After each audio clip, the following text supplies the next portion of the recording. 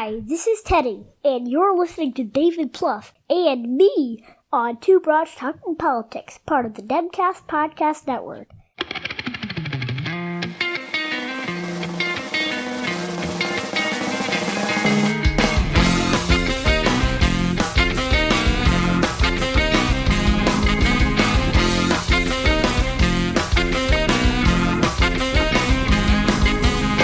Are you listening? Hi, everyone. This is Kelly with Two Broads Talking Politics. And today I am joined again by a very special guest co-host. This is my son, Teddy, who's joined us once before.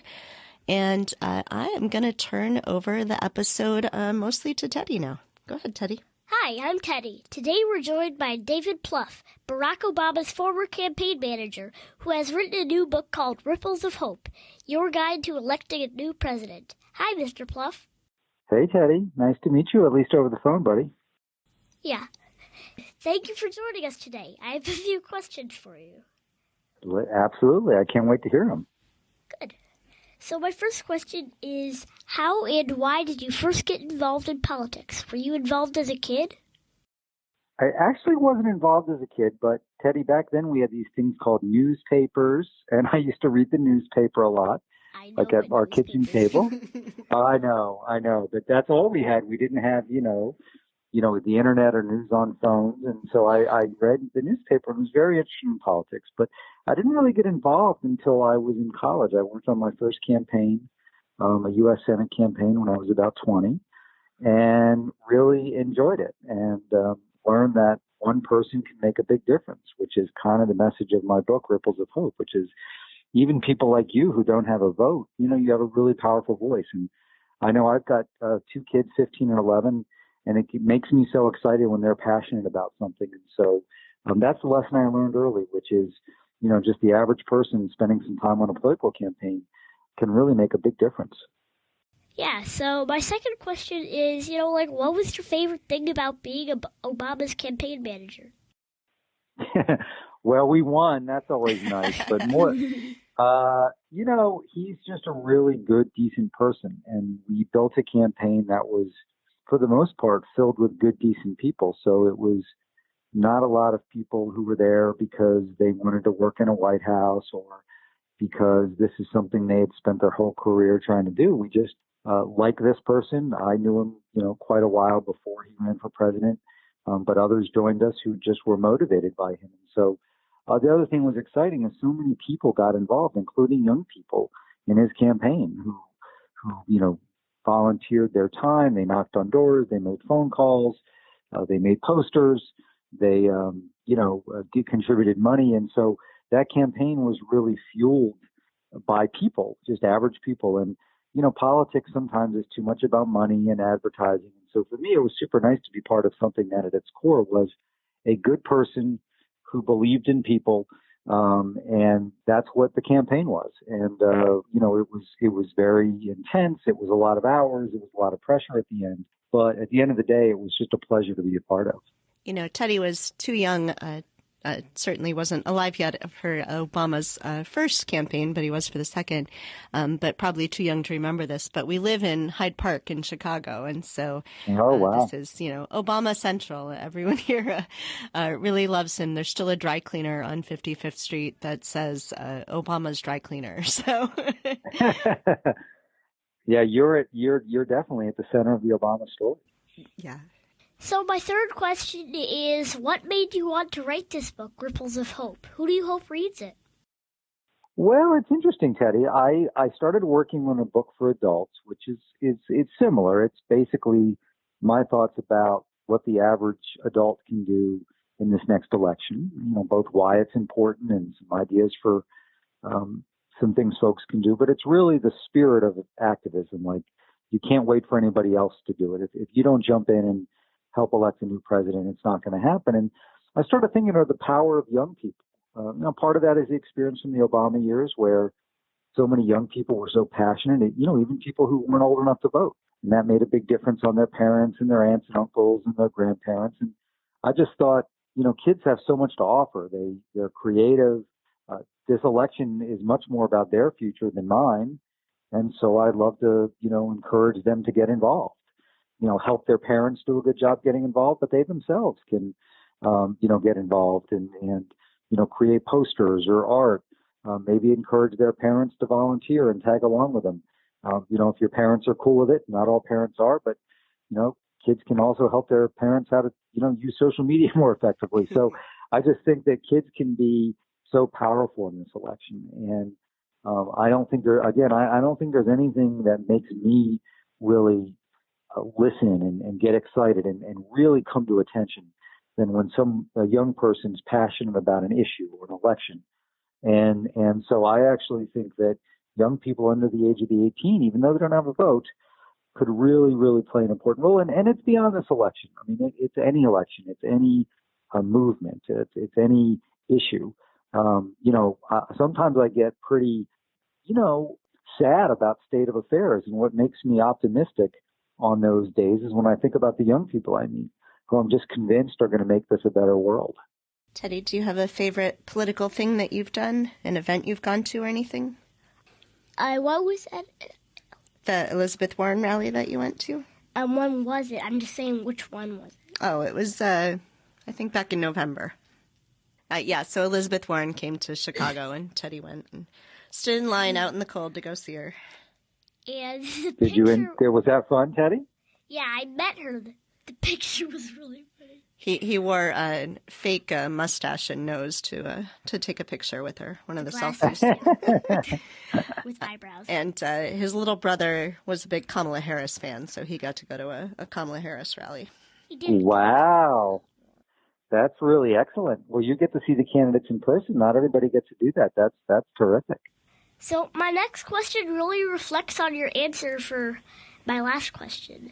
So this question is, will campaigns and candidates really want an 8-year-old helping them? It's a great question. And, having managed campaigns, my answer is yes, because I think an 8-year-old will encourage their parents or their older siblings to get involved. One of the things I mentioned in the book is, if you're, Teddy, if you're someone or your friends, hear your parents say, I really am interested in this election. Maybe it's Elizabeth Warren, or maybe it's Bernie Sanders, or maybe it's Joe Biden. If someone like you says, well, what are you doing about it? Like, it's good that you're voting, but what else are you doing? Like, honestly, that will make, that adult think really hard about, well, yeah, I should do more. So I think 8-year-olds and 10-year-olds and 13-year-olds can encourage their older relatives and friends to get involved. I think they can get involved themselves. They can go join adults out knocking on doors. They can suggest that, rather than taking a few days, maybe on vacation somewhere in the summer or fall, you go to a state like Wisconsin, which you guys are close to, which will be really important in the election. Maybe you have an idea about a cool video or, a cool picture that could draw. So I just think that it's a great question, because I think you might think, well, I can't vote and will people listen to me? But, my view is anyone who doesn't listen to a young person who's passionate about something, that's their problem because this is your future. We need to shape it for you. And I actually think, if you have an opportunity to help shape it even before you can vote, that's great. And so I think so. And I hope, as we get closer to the election and we know who's running against Trump, there's, going to be 8 and 12 and 14-year-olds in campaign offices and out on the streets and teaching their parents how to be smart about, social media and content. And I think that would just be a wonderful thing. That's good. It's good for the country, regardless of who wins the election. But I actually think it can help, win the election too. Yeah. So my next question, I actually read the section in your book about this, but I'm just asking for the other people who are listening to this episode and haven't read the book yet. In the book, you talk about battleground states. What are battleground states, and which states do you think are going to be battleground states this year? Well, Teddy, thank you for reading that chapter and for asking that question. It's really important because I think it is confusing to people, kids and adults alike, which is they assume that, hey, we're electing our president, and so every state must matter. Well, because most of our states, probably 40 to 45 of them, we kind of know which way they're going to vote. Illinois is almost certainly going to vote for a Democrat just because of the way it behaves politically. And California will vote for Democrat and Alabama will vote for Republican. So a battleground state is a state where we're just not sure who's going to win, where it's going to be really close. And that's where the presidential candidates will spend most of their time, and that's where we need most of the volunteer help. So, you've got a bunch of them pretty close to you in Illinois. So Wisconsin and Michigan certainly are going to be really close battleground states. Pennsylvania probably will be as well. So that's 3 for sure. And then I think the question is, Minnesota could be a battleground state. I hope Arizona and North Carolina and Florida and maybe Georgia are battleground states. Barack Obama won Florida twice. Hillary Clinton almost won it. So I hope that, because what's important there is you're trying to, you want to compete in as many states as possible so that you don't have to win them all. So if you're trying to win 8 states and you win 4, that may seem like a bummer, but actually you win the presidency, right, of the battleground states. And so really the presidential campaign is a campaign in states. It's not a national campaign. And so that's where most of the money gets spent and most of the time gets spent will be in those states. So, and that changes every 4 years or 8 years because states change. A long time ago, it actually wasn't too long ago, 1970, so long ago for you, but I was about your age then. Democrats were winning most of the states in the South, and Republicans were winning states like Maine and Vermont and California. And now that's completely changed. And so it changes, but this year, those are going to be the core states that will determine who our next president is, and where hopefully people who live in those states who might be 8 or 12, or maybe they're adults who listen to this, will decide to get really involved. But those of us who don't live in those states can make phone calls into those states or decide to travel to those states. Or, of course, there's no state lines with, social media and content. So I think that we all need to keep in mind that I live in California now. So if I really want to get involved in the presidential election, now there's lots of local elections that are important, but the presidential election, I'll need to figure out, what can I do in Arizona? Or maybe what can I do in Nevada if that's a battleground? If you live in Chicago, it's a little bit easier because, you've got some places that are within a drive of you. So that really is the presidential campaign. And, last time we saw Hillary Clinton got more votes nationally, but she lost because we have a system where you've got to win enough states. And ultimately, it's those battleground states that determine the presidency. So it's a really great question you asked. And I know when I talk to my kids, that's something they're always interested in is what are going to be the states? And, will it be different if Bernie Sanders is the nominee versus Elizabeth Warren or Joe Biden? Because they kind of want to know where's the election really going to be happening. And so, Teddy, you can help me convince your daddy that we should spend our vacation this year driving to battleground states. Also, I agree with you. The Electoral College really doesn't help. Well, I agree with that. I mean, and maybe you and your friends will change it, when you get old enough to try and change that. I think now we have to understand that is our system. Those are the rules of the game. I don't like those rules either, but, if you want to be the president, you've got to win enough states. So I agree. It just doesn't make sense. The person who gets the most votes, in our country should lead us, but that's not our system. And I do think in your lifetime it'll probably change. I really hope it does. Yeah, so my next question is, if I want to be president someday, what should I do to prepare now? Well, I wouldn't worry so much of that now, right? I mean, I think that you should live the life you want to live. So first of all, have fun and listen to your parents and, enjoy school and really, find out, what your passions are in terms of hobbies and activities. And, as you get older in life, then you can decide, well, maybe I'll go work on a campaign or maybe I'll go work in government. Maybe I'll start, work in a local volunteer organization. You just figure out what you want to do. I think it's hard to say at your age or any age really, what's my plan for being president? I think kind of life happens, but, we do need more people in our country to be part of our government, to engage in public service, even if that's for a few years. It doesn't have to be for your career. So a lot of people who would be great senators or congresspeople or even presidents or governors or mayors, they don't think about running for office. They don't think it's for them, or they think politics is too ugly or too silly. But everything we do in this country, the wars we fight or we don't fight, or the health care we give or don't, or the taxes we raise or cut, all that flows ultimately from who we elect. And so I guess I wouldn't worry about like making your plan, but I'd stay involved in politics and interested in politics. And the nice thing about our country is, you don't have to come from a royal family or even from money, or you don't have to, like Donald Trump never was in politics. Barack Obama was very young. We see that in our country, it's still possible to get elected even to the highest office if you don't have a traditional background. And that's okay. I mean, I think we want more normal people to seek office. So I wouldn't worry about it too much now, but I'm excited to hear that you're interested in it. And, I'd certainly love to live in a country where you're president. So let's hope it happens. When I was Teddy's age, I wanted to be the first woman president, but I really didn't think I'd get to be 41 and we still wouldn't have one. Yeah, well, it's tragic. It really is. I mean, it's a hard thing to really come to grips with in our country, that there's just too many people, men and women, who seem, to have issues with a woman being our president. And, it's we see women being elected for the first time as governor in certain states. We obviously saw so many women elected to Congress in 2018, which was just great. But it's really sad. And that is, Hillary Clinton talked about the glass ceiling, and she put cracks in it, but it is a really, really hard glass ceiling. So let's hope before too long.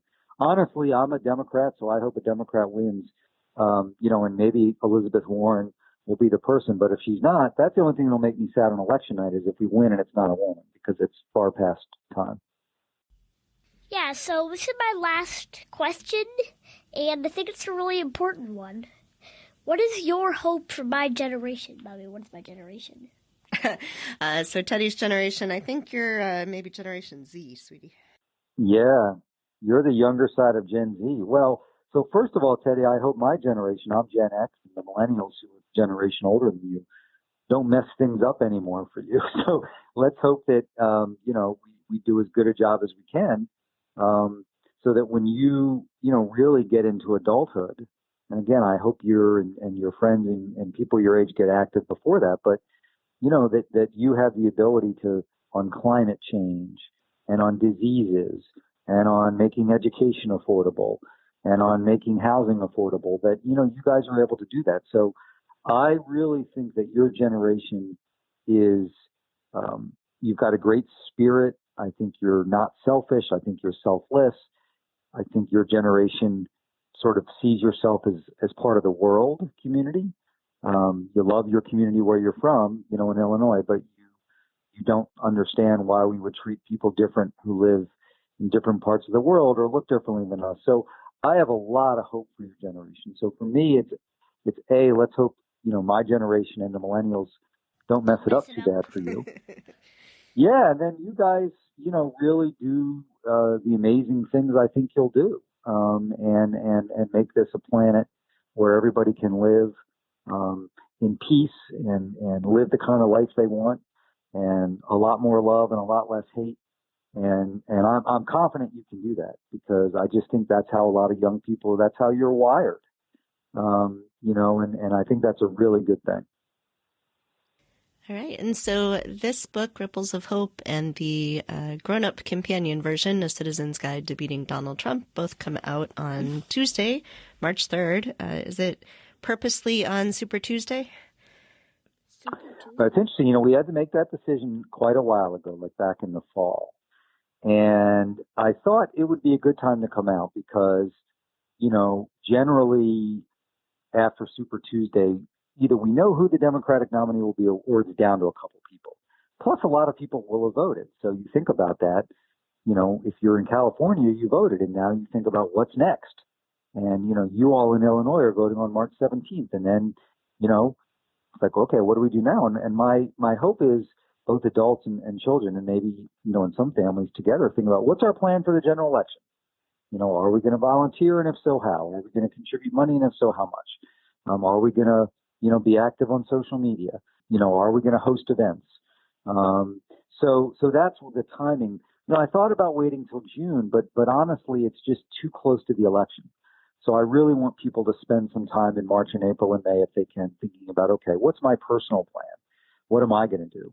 And that's important too, because most people in this Democratic primary are supporting someone who's not going to be the nominee. So that's hard. Your favorite candidate didn't win. And so it takes us also some time to process that and hopefully come to the realization that even though the Democratic nominee might not have been our favorite candidate, they're the only way to, elect a new president. So we have to support them. So that's the timing. I understand I'm going on tour next week and I'll be doing a lot of media.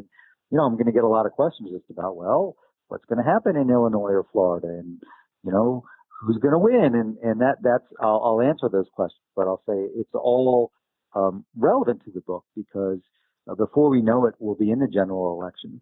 And so I know I'm talking to friends of mine and family of mine about what is your plan? Mm-hmm. What are you going to do in this election more than you did in prior elections? And, it doesn't mean that you need to quit your job, right? Or not show up in school, but within the confines of your life, what can you do? So, so we timed it when we thought, a lot of states would be done with their primary voting and people are focused on, okay, now what's next? And people can buy the book everywhere books are sold? Everywhere books are sold. Your independent bookstore, online. Hopefully, again, I think for people who've not been involved in politics, young and old, it'll be hopefully give them some confidence about why it's important and things they can do. But even people who have been involved in politics, hopefully there'll be a new idea or two in there that you can decide to try out. So I have 3 things. Go ahead, sweetie. Yes, sir. So one, I heard you say Super Tuesday, and at first I didn't know what you meant, but I remember next Tuesday there was a bunch of states who were having their primaries. Yes. Yes, that's exactly right. So a lot of the country votes next Tuesday. Big states like California and Texas. We've got some states in the East Coast and South like North Carolina and Virginia. We have Tennessee and Alabama. We even have some territories like American Samoa, which is an American territory, is going to have a contest. So Super Tuesday has been around for a long time, but the states that occur on that day have changed. So this is actually the most states we've ever had. And usually it happens on the first Tuesday in March. Sometimes it's been in February, but usually it's in March. So thank you for asking that. I forgot. You forgot your other one. Okay. All right. And thank you for joining us. This is really fun. I was super excited to see that you had a kid's book coming out as the companion to the adult book. Oh, wait. Teddy remembers. Go ahead. I did have 3 things. Okay. What are your other things? I didn't get to say the second thing. It's the third thing that I forgot. Okay. What's the second? I can personally relate to having someone who didn't have their favorite candidate win, and I had a little trouble convincing him that whoever does win the primary will be who we're rooting for. That's my brother, Kamala. That's your brother who was Kamala Harris's fan, right? Yeah, he dropped out. He was, I'm pretty sure, Kamala's biggest fan. He and Doug Emhoff actually had a little thing going who was a bigger Kamala fan. Yes, Arthur was very sad when Kamala dropped out.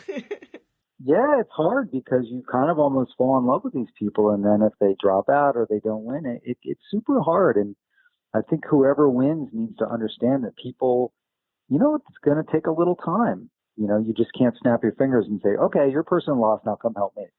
You're going to have to be smart about that and welcome people and listen to them and understand for some people it will take a little time. So your brother, there's going to be millions and millions and millions of people like your brother pretty soon in the country who are going to be pretty bummed out. And, we need to just remind people that, they may be not your number one candidate, but we need to find a way to, if not fall in love with the Democratic nominee, at least to fall in like. So, we all work hard for them. Yep. So, Teddy, you don't remember the third thing? No, I still can't remember. Okay, well, then we should wrap up. So, thank you so much for joining us today. Thank you.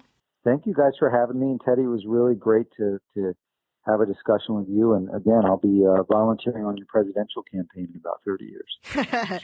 We'll hold you to that. All right. Thank you. Thank you for listening to Two Broads Talking Politics, part of the Dimcast Podcast Network. Our theme song is called Are You Listening off of the album Elephant Shaped Trees by the band Immunuri, and we're using it with permission of the band. Our logo and other original artwork is by Matthew Weflin and was created for use by this podcast. You can contact us at twobroadstalkingpolitics@gmail.com or on Twitter or Facebook at twobroadstalk. You can find all of our episodes at twobroadstalkingpolitics.com or anywhere podcasts are found.